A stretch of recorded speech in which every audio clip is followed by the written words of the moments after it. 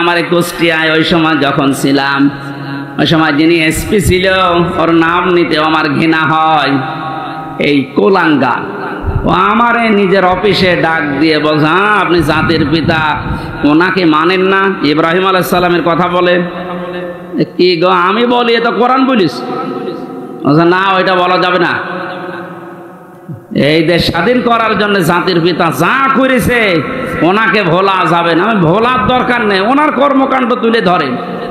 কিন্তু জাতির পিতা এই শব্দটা আল্লাহ নিজে কোরআনে জানিয়েছেন, মিল্লাতা আবিকুম, শুধু তোর একা না, কুম বহু বচন, তোদের সবার জন্য যারা দাবি করিস আমি মুসলিম, তাদের জন্য জাতির পিতা হিসাবে ঘোষণা দিলাম একজনের নাম, তার নাম ইব্রাহিম। তার নাম কি? তিনি কি এমনি এমনি হয়েছিলেন? এবার আসেন আল্লাহ কি জানাচ্ছেন, ওয়াইয ইবতালা ইব্রাহিমা রাব্বুহু বিকালিমাতিন ফাআতাম্মাহুন্না। আল্লাহ পাক বলেন, আমার নবী ইব্রাহিমকে আমি আল্লাহ পদে পদে পরীক্ষা করেছিলাম, আর প্রতিটি পরীক্ষায় তিনি উত্তীর্ণ হয়েছিলেন। যতগুলো বাক্য দিয়ে, যতগুলো কাজ দিয়ে তাকে জীবনে পরীক্ষা করলাম, তোমাদের যিনি জাতির পিতা, তোমরা যার সন্তান হিসাবে গর্ববোধ করো, তোমাদের এই বাবা কোনোদিন ফেল করেননি। সাতক্ষীরার মানুষেরা আপনারা পরিচয় দিয়ে গর্ববোধ করবেন, কারণ আপনারাও ফেল করেননি।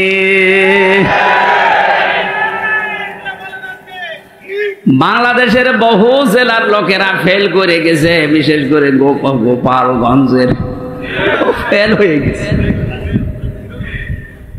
ওদের যেগুলো এখন কীর্তিকলাপ বের হচ্ছে, সাতক্ষীরার কোন সন্তান যদি ফার্স্ট ক্লাস ফার্স্ট হয় তার চাকরি হবে না, আর গোপালগঞ্জে বাড়ি হলে আমার মনে হয় 2 পয়েন্ট পেয়েছে, চাকরি পেতে দেরি হয় না।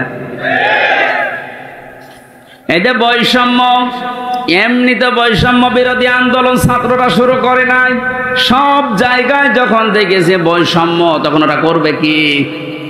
আহ্বান জানাচ্ছি, যেহেতু রাষ্ট্র সংস্কার এখন চলছে, এই জালেম এবং জালেমদের দোসর যারা, তাদেরকেও এখন সংস্কার করা দরকার।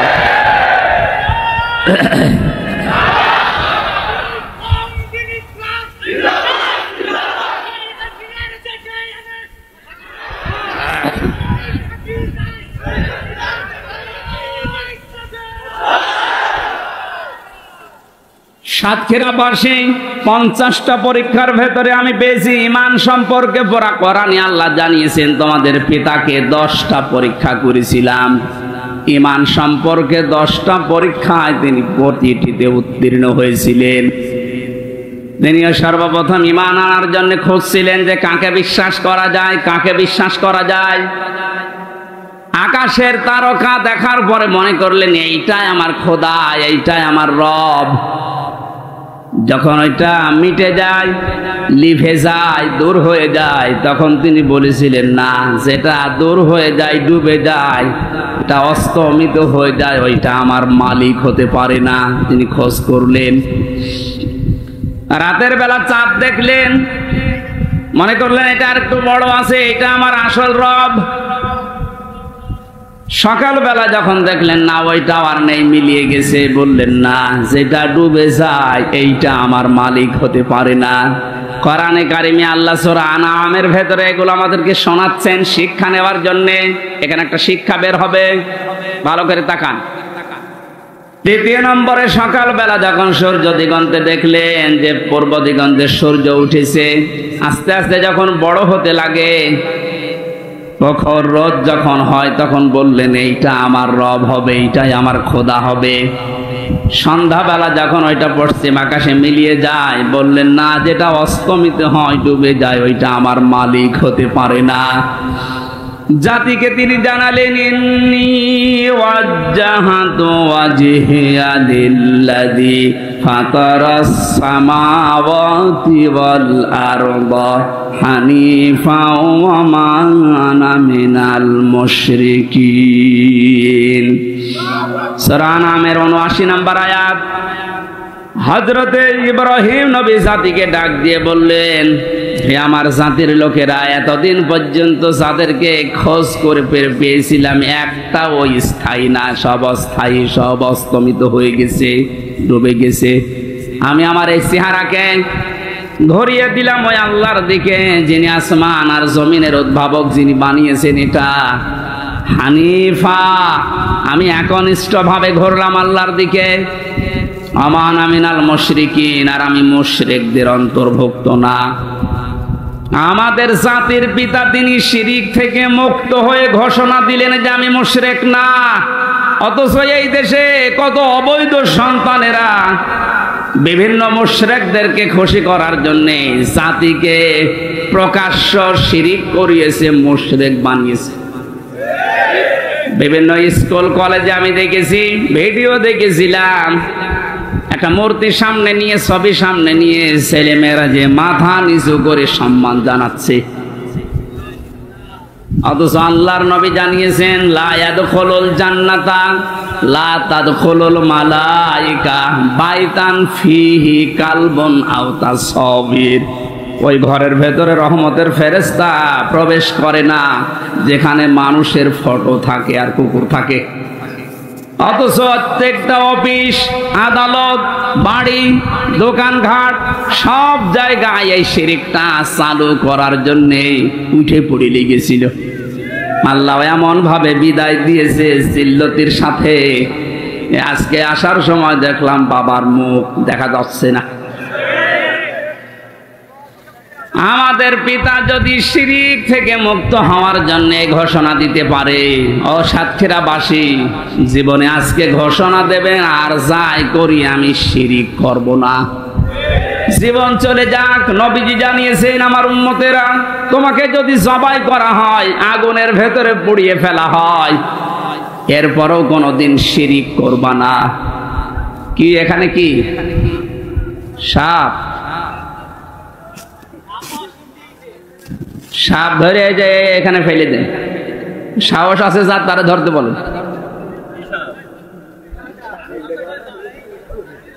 ও ধোড়া সাপ আর কি, ওর রওশনের সাদের মতো, ওর জীবন যৌবন সব শেষ। সাহস যার আছে তারে বলেন যে মাথা চেপে ধরে এদিকে ফেলে দিতে দেন। কি হলো, আপনি কি ওটা হাতে করে বসে আছেন? আসেন, মেরে ফেলেছেন? মেরে ফেলা ঠিক হয়নি। আমার ভাইরা, ইব্রাহিম আলাইহিস সালাম তিনি অনুসন্ধান করে খোঁজ করে পেয়েছিলেন কাকে? বলেন না কেন? আর আমাদেরকে এ জাতির আলেমরা, নবীর ওয়ারিসরা চোখে আঙ্গুল দিয়ে দেখায়, এরপরও আমরা সত্যকে সত্য জানার পরও মানতে চাই না। তাহলে উনি ইব্রাহিম আলাইহিস সালাম জাতির পিতা হয়েছিলেন প্রথম পরীক্ষায় পাস। তিনি ইমানের 10টা পরীক্ষা দিয়েছিলেন, এখানে আমরা 3টা পেয়েছি। একটা তারকা দিয়ে, একটা চন্দ্র দিয়ে, আর একটা সূর্য দিয়ে। রব্বুল আলামিন বলেন তাকে আমল সম্পর্কে আমি পরীক্ষা করেছিলাম 30টা। প্রতিটি আমলে হযরত ইব্রাহিম আলাইহিস সালাম তিনি পাস করেছিলেন। জোরে বলেন সুবহানাল্লাহ। হযরত ইব্রাহিম আলাইহিস সালাম যে 30টা পরীক্ষা দিলেন আমলের, এটা সূরা তাওবার ভেতরে পেয়েছি 112 নম্বর আয়াতে 10টা, সূরা মুমিনুনের 1 থেকে 10 নম্বর আয়াত পর্যন্ত 10টা, সূরা আহজাবের 35 নম্বর আয়াতে 10টা। এখন তাফসীর আকারে যদি এক একটা পয়েন্টের উপরে বলতে যাই অন্তত 3 দিন সময় লাগবে। এজন্য সামারাইজ করে বলছি, আমরা যদি হযরত ইব্রাহিম নবীর মতো আমলেও পাস করতে চাই, সূরা তাওবা, সূরা মুমিনুন, সূরা আহজাবের যে আয়াত নাম্বার বললাম, এইগুলো অবশ্যই আপনাকে জীবনে মিলিয়ে দেখাতে হবে। আল্লাহ আমাদেরকে প্রতিটা বিষয় আমাদের প্র্যাকটিক্যাল লাইফে মেলানোর তৌফিক দিন, কারণ আমরা যোগ্য বাবার যোগ্য সন্তান হতে চাই। এমন সন্তান আপনি রেখে গেলেন, সন্তানের কারণে আজ হাজারো মানুষ ধিক্কার দিচ্ছে, গালিগালাজ করছে।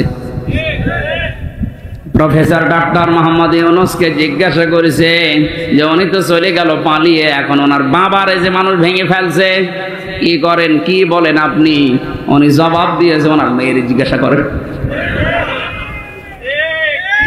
কি কাজ করেছে তার মেয়ে, দেশে যেতে দেরি, তার বাবা আর দাঁড়িয়ে থাকতে পারে নাই। আমি কি করে বলবো যে করেছে এগুলো? তার মেয়েকে জিজ্ঞাসা করেন, জবাব পাবেন। মেয়েরে পাবেন কোথায়? সে নাকি এখন ওখান থেকে মাঝে মাঝে ভিডিও বার্তায় কথা বলছে, কিছু কিছু জালেম তার সাথে কথা বলে আর এখান থেকে সাহস দিচ্ছে। আপা ভয় পাবেন না, ঘাবড়াবেন না, আপনি ঘাবড়িয়ে গেলে আমরা নরম হয়ে যাই। ওরেও ধরেছি, ওই সন্তানটাকেও ধরেছি। এখন আপনার ভয় পাওয়া না, নরম হওয়া না, আপনি নরম তুলে হয়ে যাবেন।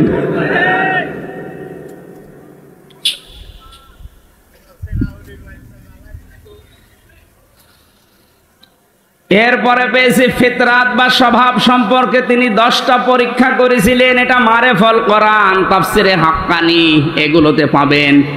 আমি একটা একটা করে এবার তাফসির আকারে, পয়েন্ট আকারে বের করছি। হযরত ইব্রাহিম আলাইহিস সালামকে তিনি পরীক্ষা করেছিলেন। এটা আম্বিয়ার ভেতরে আছে 51 থেকে 59 নাম্বার আয়াত পর্যন্ত। আমি আয়াতগুলো লম্বা করে বলতে গেলে দেরি হয়ে যাবে, কারণ সামনে আজান, মাগরিবের পরে আবার অনুষ্ঠান আছে সদরে, এই জন্য তাড়াতাড়ি করছি। মোবাইলে তুলে নিতে পারেন, রেকর্ড হচ্ছে, কালকে এগুলো মিলাবেন। আমি 1 ঘন্টায় আর কি বলবো, যার তথ্য দিচ্ছে এগুলো মিলিয়ে যদি জীবন চালাতে পারেন, আপনি যোগ্য বাবার যোগ্য সন্তান হিসাবে মাথা উঁচু করে দাঁড়াতে পারবেন। জীবন চলে যাক, আপনি মারা যান, আর যাই হোক না কেন, জীবনে যেন কোনোদিন শিরিক করবেন না। মা বোনদের ভেতরে এটা অনেক বেশি। আল্লাহ যেটা পারে ওইটা অন্য কেউ পারে, এই কথা বিশ্বাস করার নাম হচ্ছে শিরিক। এক কথায় উত্তর দিয়ে দিলাম, আল্লাহ যেটা পারে ওইটা অন্য কেউ পারে, এই কথা বিশ্বাস করার নাম কি? আপনারা আমল, নামাজ, রোজা একটু কম হোক, আল্লাহ মাফ করবে, কিন্তু শিরিক করলে কোনো মাফ নেই।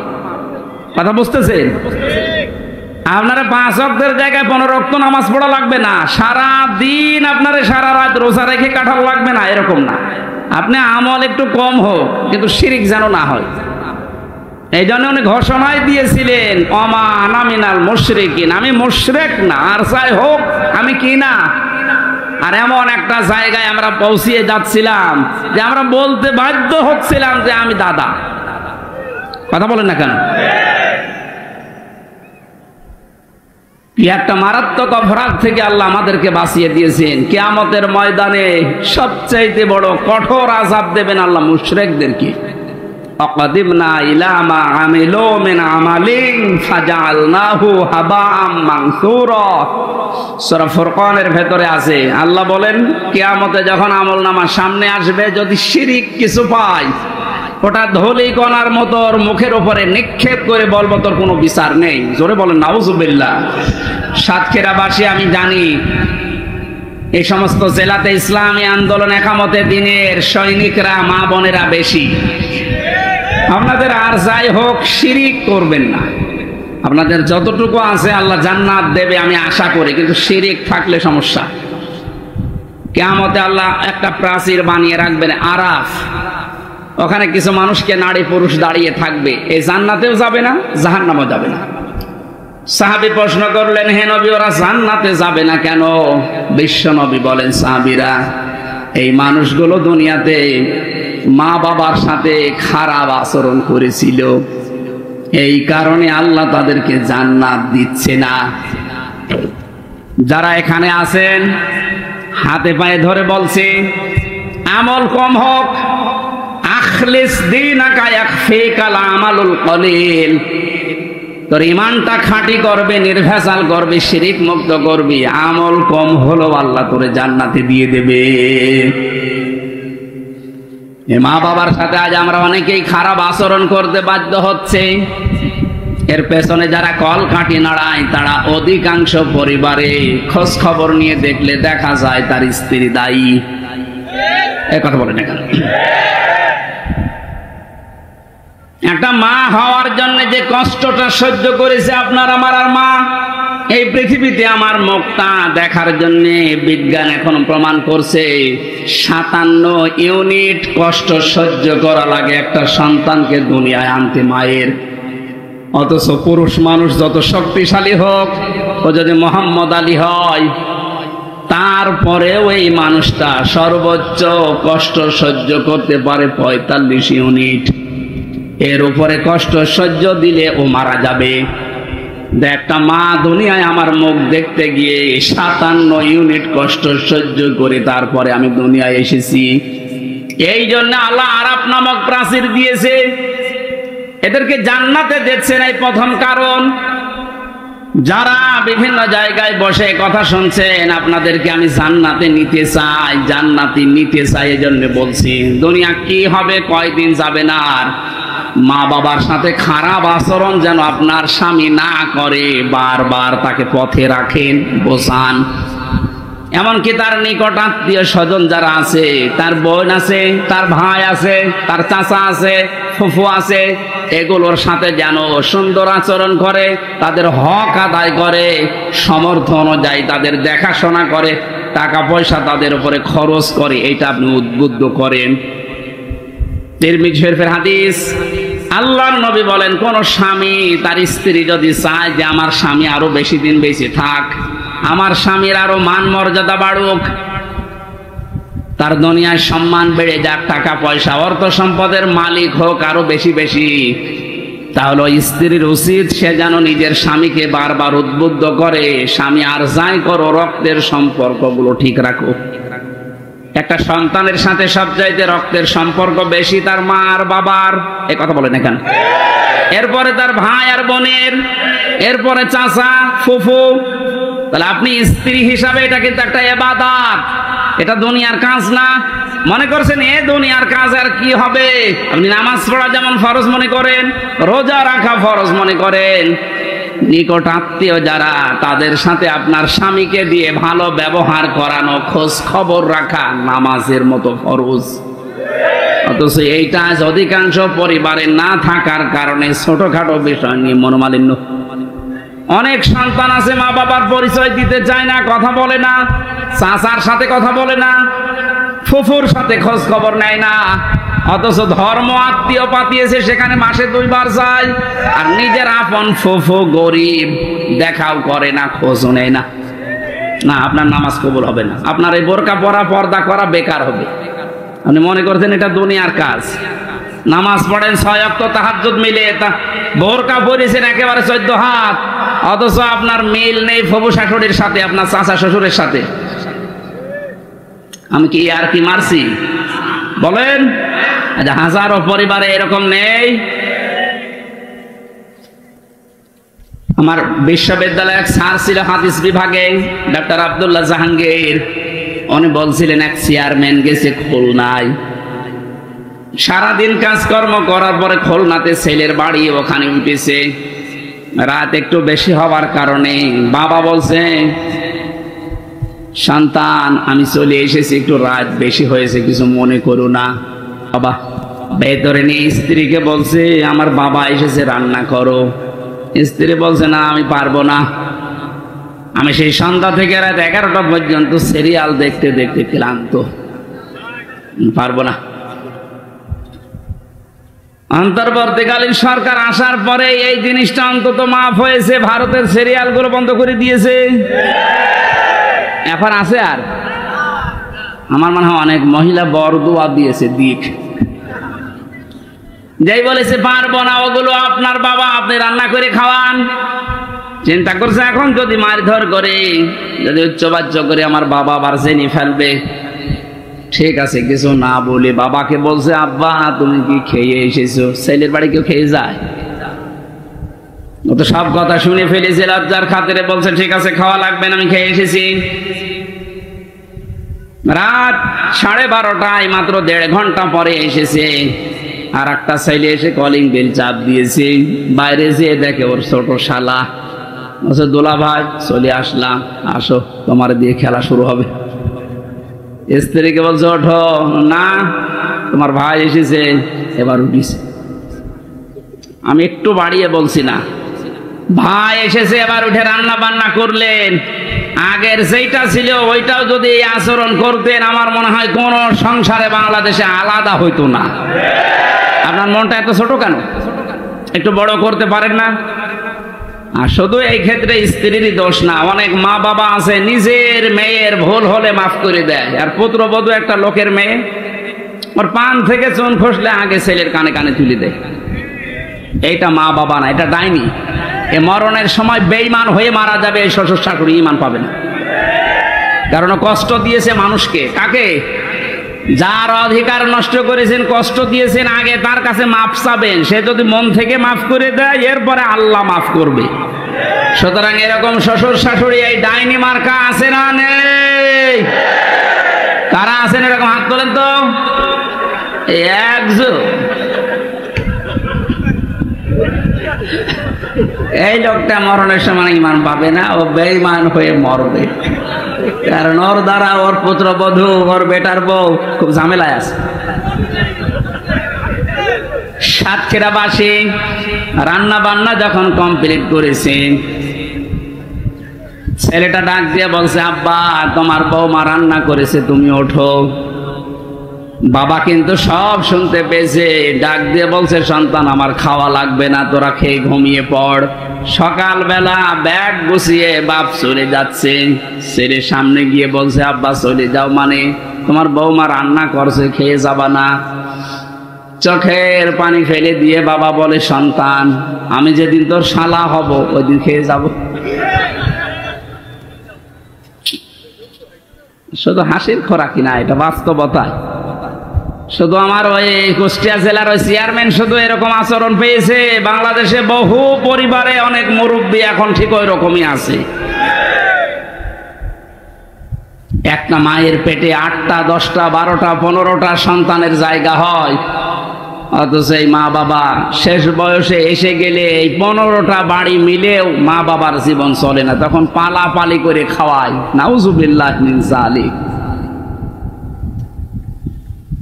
আমার মনে হয় মুরব্বী হয়ে গেলে এদেরকে নিয়ে এই 15টা সন্তান 5টা সন্তান এরা কাড়াকাড়ি করবে, কারণ এদের পেছনে যা খরচ করবেন সবগুলো সাদগা দেওয়ার মতো সওয়াব হবে।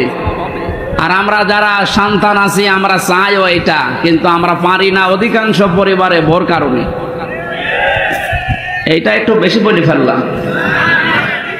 যারা পারেন না ভোর কারণে হাত তোলেন তো ভাই, সত্যি কথা বলেন, হাত তোলেন। একজন ওয়াজ করা আমার ঠিক হইল না। একটা মানুষের তাহলে এই সমস্যা, বাকিগুলো সবই আপনারা জান্নাতে আছেন আলহামদুলিল্লাহ। ওয়াজ আর করে করবো কি? মেয়েদেরকে ধন্যবাদ জানাচ্ছি, সাতক্ষীরার মেয়েদেরকে আলহামদুলিল্লাহ। একটা লোকের বউ, এর বউ আছে এখানে, এই একটা লোক হাত তুলল। ও আজকে বাড়ি গেলে ওর খাবার দেয় কিনা দেখেন তো, বিছানা আলাদা হয়ে যেতে পারে। 4 নাম্বার পরীক্ষায় হযরত ইব্রাহিম আলাইহিস সালাম পড়েছিলেন, বাবার বাধা পেয়েছিলেন ঘর থেকে। এরপরও তিনি বাধাকে উপেক্ষা করে আল্লাহকে খুঁজে বের করেছিলেন, আগুনে পর্যন্ত পড়েছিলেন, এরপরও পিছপা হননি। এরকম ইব্রাহিম নবীর সন্তানদের জীবনের সামনে পদে পদে পরীক্ষা আসতে পারে। ঘর থেকে, বাবার কাছ থেকে, মায়ের কাছ থেকে, স্ত্রীর কাছ থেকেও বাধা আসতে পারে। দিনের ওপরে চলতে গিয়ে পিছপা হওয়া যাবে? এই পয়েন্টটা আমার নিজের দিকে তাকিয়ে বলছি, আমিও যেন পিছপা না হই। দুনিয়া একদিকে যাক, ইসলাম থাকবে আমার সামনে ইনশাআল্লাহ। দিন কায়েম করা এটা আমার জীবনের মূল লক্ষ্য এবং আসল কাজ। এটা জীবনের মেইন কাজই এইটা। পৃথিবীর প্রত্যেকটা নবীকে আল্লাহ বলেছিলেন আনাকিমুদ্দিন, যে আমার ইসলাম কায়েম করেন। এ বিষয়ে কোনো মতপার্থক্য করবেন না, কারো বাধা মানবেন না। সুতরাং আমরা যেহেতু এই যে পৃথিবীতে দিনের খাদেম, কামলা, লেবার, যতদিন পর্যন্ত জীবনের শেষ দিন না আসে, বেতন হিসাবে জান্নাত পেয়েছি এ ঘোষণা না পাই, ততদিন পর্যন্ত আমাদের কোনো থামাথামি নেই। নামাজ যেমন ফরজ মনে করে পড়ি, রোজা যেমন ফরজ মনে করে রাখি, দিন কায়েম করব, আন্দোলন করব, এইটাও ফরজ মনে করি। আল্লাহ আমাদেরকে ওই রকম ঈমান তুমি ইব্রাহিম নবীর মতো দান করো। সমাজের বাধা পেয়েছিলেন, রাষ্ট্রের বাধা পেয়েছিলেন, বনবাসে পর্যন্ত গিয়েছিলেন। আমি তাফসিরের প্রায় 22-23টা তাফসির থেকে নোট করেছি, সবগুলো বলতে গেলে সময় পাচ্ছি না। হিজরতের পরীক্ষা দিয়েছিলেন, জবাই করেছিলেন সন্তানকে, প্রত্যেকটার শেষে কোরআনের আয়াত সেট করেছি। এরপরে কাবা নির্মাণ করে পরীক্ষা দিয়েছিলেন আল্লাহকে, হজের 26 নম্বর আয়াতে আছে। ফিতরাত সম্পর্কে তিনি পরীক্ষা দিয়েছিলেন 10টা, এই মাথার ভেতরে 5টা। নাকে পানি দেওয়া এই কাজটা ছিল না, এই জন্যে আল্লাহ করোনা দিয়েছিলেন। বহু বিমানবন্দরে আমি দেখেছিলাম, অমুসলিম বিমানবন্দরে যে সমস্ত দেশে ওরা পানির ব্যবহার করতো না, টিস্যু, শুধু টিস্যু দিত, এমনকি টয়লেট করার পরও টিস্যু। আল্লাহ এমন সিস্টেম করে দিয়েছে, নাকে পানি দিবি না, প্রতিদিন নাকে পানি অন্তত 5 বার করে দে। করোনা নামে যে রোগ, এটা আস্তে আস্তে দূর হয়ে যাবে। এটা আল্লাহ দিয়েছিলেন মনে হয় এই ইব্রাহিম নবীর এই ফিতরাতের প্রথম যে কাজটা ছিল নাকে পানি দেওয়া। কত রকমের জার্ম দিনের ভেতরে আপনার নাক দিয়ে যায়, যত পরিষ্কার থাকবে তত রোগ থেকে আল্লাহ আপনাকে বাঁচাবে। এটা বিজ্ঞানসম্মত। 2 নম্বরে প্রতিদিন অন্তত কারণে অকারণে কুলি করবেন। মুখের ভেতরে যে সমস্ত জার্মগুলো আছে কুলি করার দ্বারা আল্লাহ দূর করে দেয়। আমাদের জাতির পিতা ইব্রাহিম থেকে এগুলো পাওয়া। 3 নম্বরে তিনি মেসাক করতেন, হয় মেসাক করবেন কোনো ডাল, কাঁচা ডাল দিয়ে, তাহলে দাঁত ভালো থাকবে। যদি এরকম ব্যবস্থা না হয় বিরাস ব্যবহার করতে পারেন। 4 নম্বরে তিনি গোপ দাড়ি কাটতেন, কিন্তু মুষ্টির উপরে। প্রত্যেকটি নবীর দাড়ি ছিল 1 মুষ্টির নিচে। এরপরে ওনারা দাড়ি কাটা জায়েজ আছে, কিন্তু এর উপরে দাড়ি কাটা জায়েজ নেই। মস্কে বড় রাখা যাবে না, যদি ছোট ছোট করে রাখতে পারেন জায়েজ আছে। একেবারে রবীন্দ্রনাথ ঠাকুরের মতো রাখলে দই খেতে পারবেন না। এরপরে তেল ব্যবহার করতেন প্রত্যেকটি নবী। আমাদের জাতির পিতা ইনি শিখিয়েছেন তেল ব্যবহার করা। এখন তো ফ্যাশন হয়ে গেছে, মেয়েরা পর্যন্ত এখন আর মাথায় তেল দিতে চায় না, শুধু শ্যাম্পু দেওয়ার পরে চুল ফুলিয়ে থাকতে চায় কন্ডিশনার দিয়ে। না, মেয়েদের চুল হচ্ছে শুধুমাত্র স্বামীর জন্য। এই মাসলাটা মনে রাখবেন, স্বামী বাদে মেয়েদের চুল তার বাবাকে দেখানো জায়েজ নেই। শুধু হালকা জায়েজ আছে দুলা ভাইকে দেখানো। এরপরে খাতনা করা, ছেলেরা যারা আছে খাতনা করা দরকার, যারা করেননি দিয়ে দেবেন, এটা অনেক রোগ থেকে বাঁচাবে। নাভির নিচের লোম পরিষ্কার করা, ঢেলা কলুপ ব্যবহার করা, নখ কাটা 7 দিনে একবার, এরপরে বগলের লোম পরিষ্কার করা। এই 10টা ইব্রাহিম নবীর ফিতরাত বা স্বভাব ছিল। আমাদের জাতির পিতা আমাদেরকে যা দিলেন, আল্লাহ বলেন আমি আল্লাহ তোমাদেরকে নির্বাচিত করেছি। শব্দের দিকে খেয়াল করেন, হুয়া জেতাবাকুম। এ জেতেবা মানে নির্বাচিত করা। এ জেতেবা মানে কি? এতদিন যারা ছিল এরা কি নির্বাচিত? কোরআনের আয়াত অনুযায়ী এরা অবৈধ। আল্লাহ বলেন আমি নির্বাচিত করি। নির্বাচিত করা, নির্বাচনের মাধ্যমে পদ্ধতি আল্লাহর। বহু মানুষ নবীর উম্মত হওয়ার জন্য চেষ্টা চালিয়েছে, আল্লাহর কাছে দোয়া পর্যন্ত করেছে। হযরতে মুসা নবীর মতো, ঈসা নবীর মতো এত বড় পাওয়ারফুল নবীরা আল্লাহ দোয়া কবুল করেন না। মুসা নবীর মতো নবীর, যাকে কালিমুল্লাহ বলতেন, তার দোয়া কবুল হয়নি, কারণ তিনি নির্বাচিত হতে পারেননি এই নবীর উম্মত হওয়ার জন্য। আল্লাহ আমাদেরকে শোনালেন হুয়া জিতাবাকুম, তিনি তোমাদেরকে নির্বাচিত করেছেন। কি করলেন এটা করে? ওমা জাআলা আলাইকুম ফিদ্দীন মিন হারাজ, এবং তোমাদেরকে আল্লাহ রাব্বুল আলামিন দ্বীনের উপরে চলার জন্য যত বাধা ছিল সব বাধা নিজের থেকে দূর করে দিয়েছেন।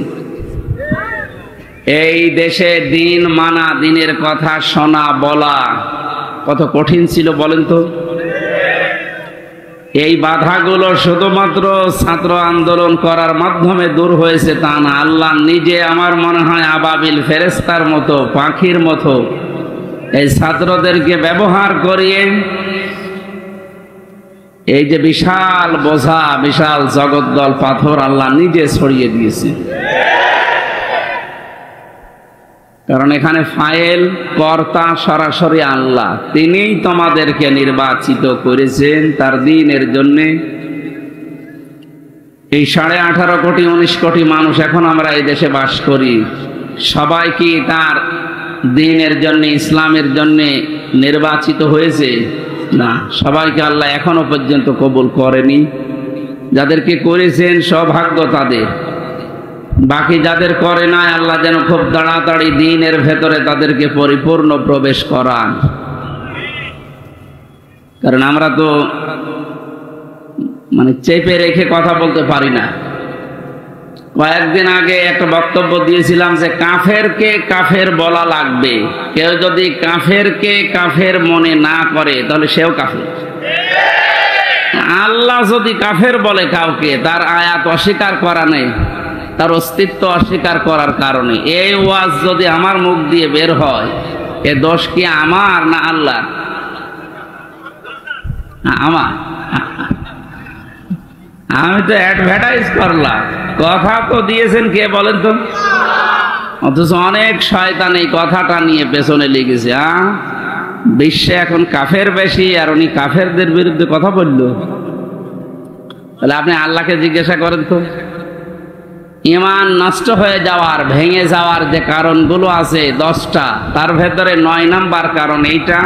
কেউ যদি কোনো অমুসলিমকে অমুসলিম মনে না করে, মনে করে এও আমাদের মতো, তাহলে আপনারও ঈমান থাকবে না। এটাকে আমি বানালাম। অজু করেছেন, অজু ভেঙে গেছে। কয় কারণে অজু ভাঙে বলেন তো? 7 কারণে। কয় কারণে? একটা কারণ আপনার ভেতর থেকে এসেছে, এই যে রক্ত গড়িয়েছিল, এই জায়গায় জমা ছিল, গড়িয়ে পড়ে গেছে। যতক্ষণ জমা থাকে অজু ভাঙে না, যদি গড়িয়ে পড়ে যায় অজু ভেঙে যায়। এটা জানেন তো? এই যে নামাজ পড়ি আমরা, কিছুক্ষণ আগে নামাজ পড়ে আসলাম, নামাজও ভেঙে যায় 19টা কারণে। কয়টা কারণে? এর যে কোনো একটা কারণ যদি আপনার ভেতরে পাওয়া যায়, আপনার ওই নামাজ আর নামাজ থাকবে না নষ্ট হয়ে যাবে? এইগুলো যেমন সহজে বোঝেন, ঈমানও যে ভেঙে যায়, নষ্ট হয়ে যায়, এটা বোঝেন না কেন? আল্লাহর কোন বিধানকে কেউ যদি অস্বীকার করে, তার তো ঈমান ভেঙে যাবে। কেউ যদি অপছন্দ করে, যালিকা বিআন্নাহুম কারিহু মা আনজালাল্লাহু ফাআহবাতা আমালাহুম। সূরা মুহাম্মদের 9 নম্বর আয়াত। আল্লাহ বলেন, আমি যেগুলো কোরআনে নাজিল করেছি এগুলো অস্বীকার করা না। কেউ যদি শুধু মন খারাপ করে, এত পারা যায়, সঙ্গে সঙ্গে ঈমান নষ্ট হয়ে যাবে। আর ওর যা ভালো কাজ ছিল পেছনে, দান সাদকা নামাজ রোজা যাই করেছিল, ওগুলো সব আল্লাহ নষ্ট করে দিল। এই জন্য কাফেরকে কাফের বলা লাগবে, এটা আমার ঈমানের দাবি। আমি না তো ঈমানই থাকবে না। এই কথা বলতে গেলে যদি এখন এই রাম বাম আর এই জালেমদের দোসররা উল্টা করে ওই কাফেরদেরকে বোঝায় যে এই দেখো, এ তোমাদের দেখতে পারি না, এর নামে মামলা দাও, একটা কথা হইল। মামলার আসামি তো 1 নাম্বার হওয়া দরকার আল্লাহ। ওই ফতোয়া দিয়েছে তো আল্লাহ, আর ওটা অ্যাডভার্টাইজ করেছে প্রথমে নবীজি, তাহলে 2 নাম্বার আসামি। ওনাদের কোনো আসামির তালিকায় নেই, যত নাম সব আমাদের। আমরা চেপে রেখে আমি আপনার মতন জালেম হব? এই জন্যই তো চেপে রাখা যায় না। যে পয়েন্ট আকার যে কথাগুলো বললাম, আপনি একটা কথাও খণ্ডন করেন তো? আল্লাহ বলেন, আমি নির্বাচিত করি নির্বাচনের মাধ্যমে লক্ষ কোটি কোটি উম্মতের ভেতরে তোমাদেরকে আমি আল্লাহ নির্বাচিত করেছি। এই শব্দের ব্যাখ্যা যদি মনে হয় যে না, এই নির্বাচন নির্বাচিত এই শব্দগুলো বাংলায় মনে আছে কোরআনে, আপনি সূরা হজের 78 নম্বর আয়াতে যান। ওটা আরবিতে বললে আপনি বোঝেন না বলে তো বাংলা বললাম। এই শব্দকে যারা আজ গোপন করার জন্যে রাতের নির্বাচন দিনে করে ফেলেছে, নাকি উল্টিয়ে গেছে? দিনের নির্বাচন রাত্রে করেছে। আপনি তো নির্বাচিত না, এই জন্যই তো আপনাকে মানুষ দেখতে পারে না। এই কারণেই তো এই যে অন্তর্বর্তীকালীন সরকারের প্রধান যিনি ডক্টর মোহাম্মদ ইউনূস, দায়িত্ব নেওয়ার পরে যে কয়েকদিনের ভেতরে আপনাকে এসিআর থেকে নামিয়ে দিয়ে, তো তোর দরকার নেই, কারণ তুই নির্বাচিত না, তুই তো রাতে।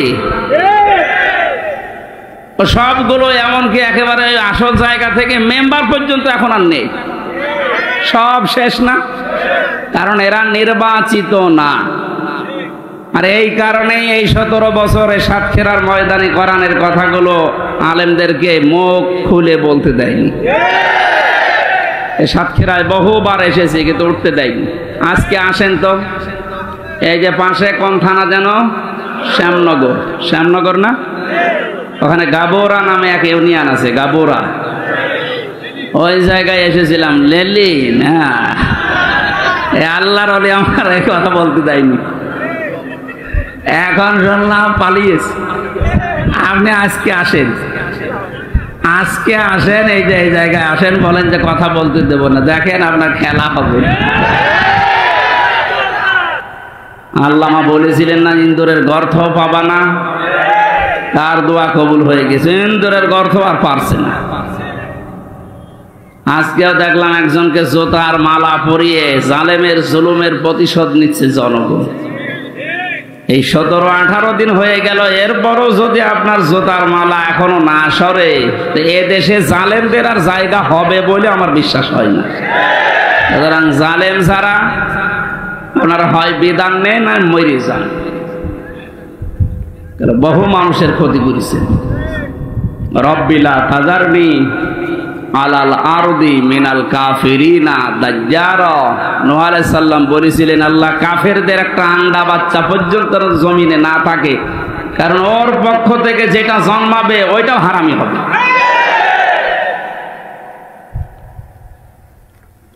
এই বড় মজলুমের দোয়া কবুল হয়ে একবারে গিয়ে দিল্লি পড়েছে। আর একটা ছোট হুজুর আমার সাথে ছিল জেলখানায়, রফিকুল ইসলাম মাদানী।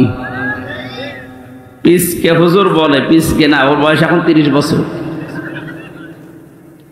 ও আমারে বলছিল, আমাকে যখন রিমান্ডে নিয়েছে প্রশাসন নিয়ে, হাতির ঝিলে রাত 12:30টার দিকে 1টার দিকে নিয়ে আমারে পুরা উলঙ্গ করে হাতে সিগারেট লাগিয়ে একটা অর্ধ উলঙ্গ মেয়ে মানুষ আমার পাশে দাঁড় করিয়ে ছবি তুলেছে। ছেড়ে দেবো যে তুই এই চরিত্রের। বলছে হুজুর, ওই সময় আমি চোখের পানি ফেলে কেঁদেছিলাম। আর এক এসআইকে জিজ্ঞাসা করলাম যে ভাই, আপনারা যা করছেন আমার সাথে, এটা কি হারুন স্যার জানে? জানে না মানে? উনি তো করাচ্ছে, যেহেতু উনি মজলুম।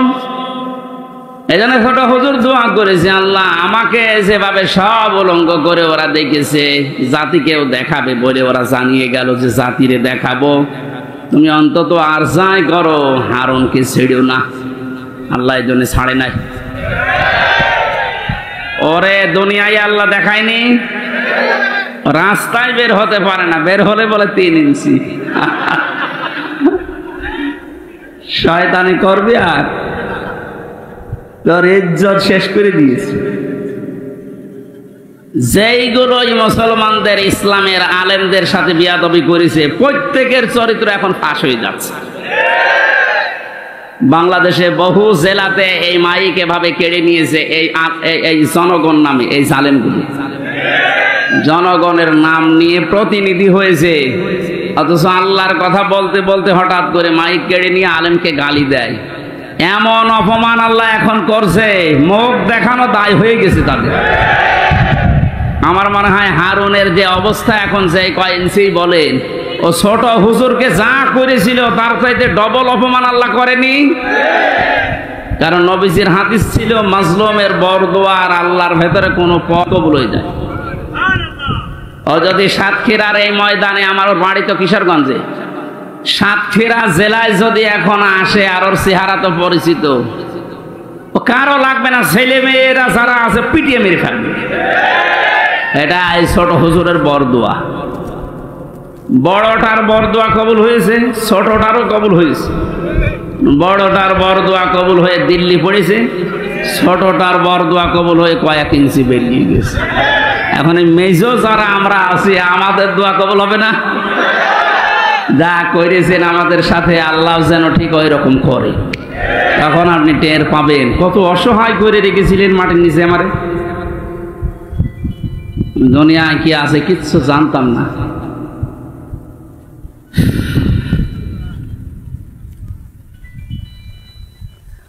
আমার ভাইরা, সাতক্ষীরার মানুষদেরকে, চাঁপাইনবাবগঞ্জের মানুষদেরকে, ঝিনাইদহ জেলার মানুষদেরকে বাংলাদেশের অন্যান্য মুসলমানেরা একটু বেশি ভালোবাসে, মন থেকে দোয়া করে, কারণ এরা ইসলামের জন্য যা হারিয়েছে আল্লাহ পাকের উদ্দেশ্যেই যেন তাদেরকে জান্নাত দিয়ে পূরণ করে দেন। যে আল্লাহ আমাদেরকে কোরআনে কারিমের কিছু কথা শোনার জন্য আমাদের জাতির পিতা ইব্রাহিম আলাইহিস সালামের জীবনী থেকে হক কথা শোনার জন্য এই ময়দানে নিয়ে আসলেন। দিনের বেলায় আমাদের কাজ ছিল, সব কাজ বাদ দিয়ে কোরআনের এই ময়দানে যিনি নিয়ে এসেছেন, বলেন আলহামদুলিল্লাহ। দরুদ আর সালাম পড়ছি আমাদের নবী মুহাম্মদ রাসূলুল্লাহ সাল্লাল্লাহু আলাইহি ওয়াসাল্লামের প্রতি। আমরা তেলাওয়াত করেছি সূরা বাকারার 124 নম্বর আয়াত। তাফসীর আকারে কথা বলবো, যে দোয়া হবে শহীদদের আত্মার মাগফিরাত কামনায়। শহীদদের মাগফিরাত কামনা করার দরকার নেই, কারণ আল্লাহ তাদেরকে নিজে খাওয়াচ্ছে। ওয়ালা তাহসাবান্নাল্লাযীনা কুতিলু ফি সাবিলিল্লাহি আমওয়াতা বাল আহইয়াউন ইনদা রাব্বিহিম ইরযাকুন। সূরা আলে ইমরানের 169 নম্বর আয়াত। আল্লাহ পাক জানিয়েছেন, হে পৃথিবীর মানুষেরা, আমি আল্লাহ যাদেরকে শাহাদতের মর্যাদা দিয়েছি এদেরকে মৃত ভাববা না, বলবা না তো বলবাই না। ওয়ালা তাকুলু লিমা ইউকতালু ফি সাবিলিল্লাহি আমওয়াত। এই আয়াত দ্বারা আল্লাহ মুখের উপরে নোটিশ দিয়েছেন, শহীদদেরকে মরে গেছে কথা বলবা না। আর এই সূরা আলে ইমরান দিয়ে আল্লাহ জানিয়েছেন যে মনে মনে ধারণাও করবা না যে শহীদরা মারা গেছে, কারণ জীবন পর্যন্ত যে লোকটা জালেমের সামনে দিয়ে দিতে পারে একে মারা গেছে মনে মনে বলাও গুনার কাজ। এই জন্য আল্লাহ ওয়ালা তাহসাবান্নাল্লাযীনা দিয়েছেন, মনে মনে ধারণাও করবা না। খুব দামি শব্দ এটা, যার তার নামের আগে শহীদ লাগিয়ে দিলেই হবে। সুতরাং এই মানুষগুলোকে আমরা ধারণা যেন না করি যে ওরা এমনি এমনি মারা গেছে। ওরা তো জীবিত, ওরা আমাদের চাইতে উত্তম খাবার আল্লাহর জান্নাতের ভেতরে খাচ্ছে। বালা হায়াউন ইনদা রাব্বিহিম ইরযাকুন। আল্লাহ বলেন ওরা জীবিত এবং আমি আল্লাহ নিজে ওদেরকে খাওয়াই। সুবহানাল্লাহ। আর যারে তারে আমি বদ থেকে ধরে এনে শাহাদতের মর্যাদা দিয়ে দেব, বিষয়টা এমন না। ওয়ালিয়ালামাল্লাহুল্লাযীনা আমানু ওয়া ইয়াত্তাখিযা মিনকুম শুহাদা ওয়াল্লাহু লা ইউহিব্বুজ যালিমিন। সূরা আলে ইমরানের 140 নম্বর আয়াতের শেষের দিকে আছে, যাদের জীবন যৌবন আমি আল্লাহর কাছে পছন্দ হয়, ভালো লাগে, এ মানুষগুলোকে আমি আল্লাহ এমনিতেই মরণ দেই না, এদেরকে আমি আল্লাহ শাহাদতের মরণ দিয়ে ধন্য করি। আর জালেমদেরকে আমি আল্লাহ ভালোবাসি না। জোরে বলেন নাউজুবিল্লাহ। জালেমদেরকে শোধরানোর সময় এখনো আছে, যদিও জালেমদের আল্লাহ হেদায়েত বঞ্চিত করে দেয়। আল্লাহু লা ইয়াহদিল কওমাজ জালিমিন। জালেমদেরকে আমি আল্লাহ পথ দেখাই না, হেদায়েত দেই না। কে বলছে? এজন্য ওদের জন্য দোয়া করে লাভ নেই। যারা জুলুম করেছিলেন আপনার জন্য দোয়া করেও লাভ হবে না, কারণ আপনার জন্য দোয়া করলে আল্লাহ কবুল করবে না। আপনি জীবনটা নষ্ট করে ফেললেন, দুনিয়াও শেষ আপনার, আর আখেরাতে আপনি আল্লাহর মামলার আসামি। এই সাতক্ষীরায় যারা জুলুম করেছেন প্রকাশ্যে গোপনে, সে যে বিভাগেই হোক, প্রশাসনে হোক, বিচার ব্যবস্থায় হোক, আর এই জনপ্রতিনিধির নাম নিয়ে বিভিন্ন হাইব্রিড নেতা নাম নিয়ে যাই করেছেন, আপনাকে আল্লাহ মাফ করবে না। আল্লাহ মাফ করবে না। আপনার বলার দরকার কি? হ্যাঁ, আমার বলার দরকার আছে। কোরআনে কারীম আমাকে বলতে বলছে, ইন্নামাস সাবিলু আলাল্লাযীনা ইয়াজলিমুনান নাস। সূরা শূরা 25 নম্বর পারা 6 নম্বর পৃষ্ঠা 13 নম্বর লাইনের 42 নম্বর আয়াতের প্রথম অংশে আছে। আল্লাহ বলেন, হে নবী আপনি বলেন যে জালেমদের বিরুদ্ধে আমি আল্লাহ মামলা দেব। কে? সুতরাং এই দেশে যারা জালেম ছিল এরা আমার হামজার মামলার আসামি না, আমি তো মামলা করবই। এরা মামলার আসামি হচ্ছে সরাসরি আল্লাহর। যারা এই দেশে আল্লাহর মামলার আসামি তাদের উপরে দয়া দেখিয়ে লাভ আছে? ওরা যেমন কষ্ট দিয়েছে, আমার মনে হয় ওদেরকে এরকম একটু কষ্ট দিয়ে বোঝানো দরকার যে দেখ ঠেলা কেমন। আলেমদের গায়ে হাত দিয়ে শুধু না, পায়ে ডান্ডা বেড়ি দিয়ে, হাতে হ্যান্ডকাপ লাগিয়ে, যেটা লাগালে হাত কেটে যায়, মাজায় দড়ি দিয়ে, কালো কাপড় দিয়ে চোখ বেঁধে, গরুর মতো ছাগলের মতো টানতে টানতে নিয়ে যেতেন আদালতে। কত বড় মুরব্বী আলেম আমি দেখেছি জেলখানায়। মাওলানা রফিকুল ইসলাম খান, অধ্যাপক মিয়া গোলাম পরওয়ার এই খুলনার, এইরকম মানের মানুষ ডাক্তার শফিকুর রহমান, মাওলানা মামুনুল হক, কত বয়স বলেন তো? 50-52 বছর বয়স, কারো 60-65 বছর বয়স। এইরকম মানুষদেরকে, যাদের জোতা টানার যোগ্যতা আপনার নেই, আর আপনি তার মাথায় দড়ি বেঁধে ডান্ডা বেড়ি দিয়ে টানতে টানতে নিয়ে যেতেন ছাগলের মতো। এখন যেমন নিয়ে যাচ্ছে, ডিম মারছে মানুষ, এখনটা টের পাচ্ছেন যে কেমন লাগে।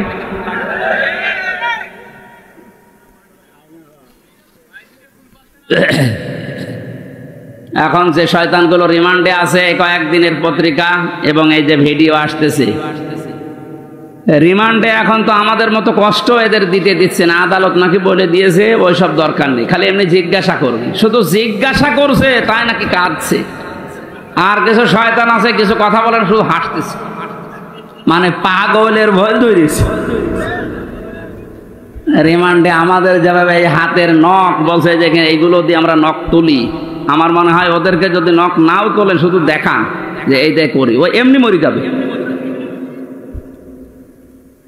আমার ওই কাছের ঘরের ভেতরে মাটির নিচে যখন ওই যন্ত্রপাতিগুলো বের করে বলছিল যে এই দেখেন এইগুলো দিয়ে আমরা নখ তুলি, বলেন তো সব ওরা আর আমি একা, পৃথিবীর কেউ জানে না, সব থেকে বিচ্ছিন্ন। কেমন লাগে ওই সময়।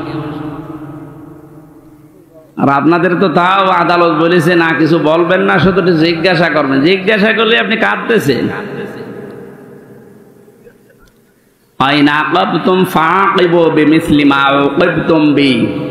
প্রতিশোধ নেওয়া জায়েজ আছে অতটুকু যতটুকু আমি অত্যাচারিত হয়েছি। ডাক্তার শফিকুর রহমান এই জন্য ঘোষণা দিয়েছেন, যাদের কারণে 17 বছর এই দেশের জনগণের বিভিন্ন সাইডে, দিক এবং বিভাগে অত্যাচারিত, জুলুম, নির্যাতন, মিথ্যা মামলা, ঘরে থাকতে পারে নাই, চাকরি বাকরি দেয়নি, এবং মিথ্যা মামলা দিয়ে শুধু শেষ করেনি, মিথ্যা সাক্ষী সাজিয়েছে। শুধু মিথ্যা সাক্ষী দিয়ে শেষ করে দিলে হয়তো, আবার সাজা লাগিয়ে কাউকে ফাঁসি দিয়েছে, কারো যাবজ্জীবন দিয়েছে। এইগুলো তো তারা জীবনও মাফ করবে না, কারণ যে ক্ষতি আপনি তার করে দিলেন, তার পরিবারের। এখন এই দেখে দেখে সব আইনের আওতায় এনে আপনাদেরও ঠিক এইভাবেই বিচার করা হবে। আপনাদের বানানো আইন, কথা বলেন না কেন? যে আইন বানিয়ে রেখে গিয়েছিলেন, এখন আপনি মরবেন ঠিক ওই আইনে। আয়না ঘর আপনি বানিয়েছেন। আয়না মানে চারিদিকে আয়না দেওয়া না, কোনো আয়না নেই।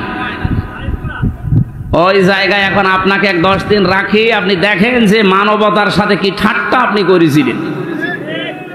এরপরও টিভির সামনে এসে সাংবাদিকদের সাথে এসে আপনার বলতে লজ্জা করে না যে কেন জনগণ খেপে যাচ্ছে? আমি তো বুঝতে পারছি না। বুঝতে পারছেন না? এদিকে আসেন, আপনাকে বোঝাচ্ছি, জোরে কোদাল দিয়ে বোঝাচ্ছি। যা করেছেন আল্লাহর আরশ কেঁপে গেছে। এই জন্য আমাদের যিনি জাতির পিতা হযরত ইব্রাহিম আলাইহিস সালাম, তাকে আল্লাহ যে পরীক্ষাগুলো করেছিলেন জীবনে, ফিরি ফিরি জাতির পিতা তিনি হননি। 50টা পরীক্ষা দিয়েছিলেন। কয়টা? আল্লাহ পাক আমাদেরকে শোনাচ্ছেন, আমরা যেন এরকম বাবার সন্তান হিসাবে গর্ববোধ করি।